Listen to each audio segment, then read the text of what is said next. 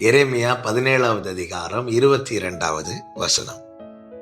ஓய்வு நாளில் உங்கள் வீடுகளிலிருந்து சுமையை வெளியே கொண்டு போகாதபடிக்கும் ஒரு வேலையையும் செய்யாதபடிக்கும் உங்கள் ஆத்துமாக்களுக்காக எச்சரிக்கையாயிருந்து நான் உங்கள் பிதாக்களுக்கு கட்டளையிட்டபடி ஓய்வு நாளை பரிசுத்தமாக்குங்கள் என்று கர்த்தர் சொல்லுகிறார். கர்த்தருடைய பரிசுத்த நாமத்திற்கு மகிமை உண்டாவதாக. எரேமியாவை கொண்டு ஆவியானவர் அநேக காரியங்களை தம்முடைய ஜனத்துக்கு சொல்லுகிறார். அதிலே சொல்லப்பட்ட ஒரு வார்த்தை தான் இங்கே எழுதப்பட்டிருக்கிறது. உங்கள் ஆத்துமாக்களுக்காக எச்சரிக்கையாயிருந்து. என கேட்கிற அன்பு சகோதரா சகோதரி, எப்பொழுது நாம் ரட்சிக்கப்படுகிறோமோ அப்பொழுது நம்முடைய ஆத்துமா பாவத்திலிருந்து மீட்கப்பட்டு இருக்கிறது. நீர் மீட்டு கொண்ட என் ஆத்துமா என்று சங்கீதக்காரன் பாடுகிறான். நான் பாடும்போது என் உதடுகளும் நீர் மீட்டு